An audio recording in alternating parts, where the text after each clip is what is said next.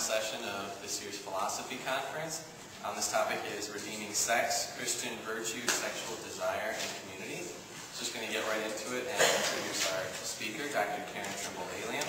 She's an associate professor of theology here at Lewis University and received her PhD in theology and ethics, as well as a graduate certificate in women's studies from Duke University, and spent the 2008-2009 academic year on sabbatical from Lewis at Harvard Divinity School's Women's Studies in Religion program.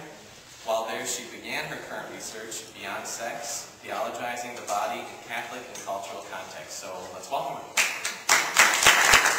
Catholic theologians who embrace official teachings on sex and sexuality, which for the purposes of today's talk I'm going to call traditionalists, as well as those who aim to transform and reconstruct those teachings, what I will call revisionists.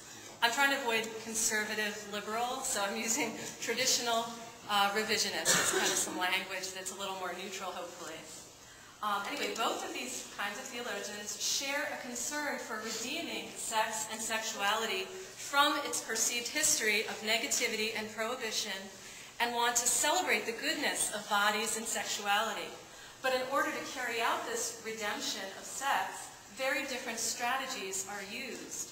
Traditionalists find it necessary to understand, embrace, and practice the particular types of redemptive sex prescribed in official church teachings, while revisionists find it necessary to critically engage, resist, and/or reconstruct these teachings.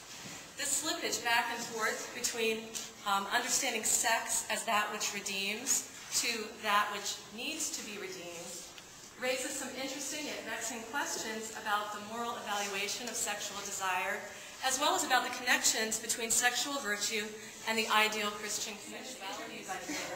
Often said things like, if you consider yourself a real Catholic, then sex is not acceptable.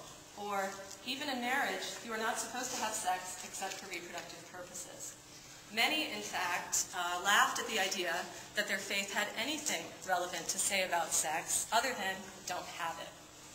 How then did Catholic tradition move from the understanding of sexual desire as dangerous, in need of constant control, to the more current understanding that seems to be prevalent in a lot of contemporary Catholic teaching, that the expression of sexual desire is so good you can't even stop? As Christopher West's website puts it, discover the quote-unquote hidden talks of John Paul II's Theology of the Body.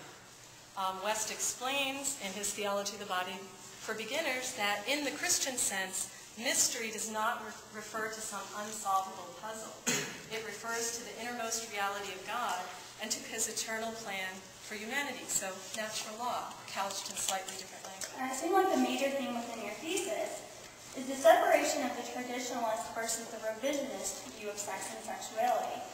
For clarification for the audience, you mentioned that traditionalists are just that, those who, quote, embrace the official teachings on sex and sexuality, and then revisionists are those who share the same concern for redeeming sex and sexuality from its perceived history of negativity and prohibition in the Catholic Church, and who want to celebrate the goodness of bodies and sexuality. And as a woman growing up in the time of John Paul II, and his Theology of the Body, and as an educator familiar with the tribulations of college students face in regards to sex, and defining good sex, pleasure and romance, and the battle between spirituality versus religious association, do you think it would lessen the confusion if the two different groups, the confused traditionalist parents and the overwhelmed revisionist students, opened up an explicit dialogue or a reformed type of sexual education about good sex, sexual ethics, pleasure, and romance to come to a common ground,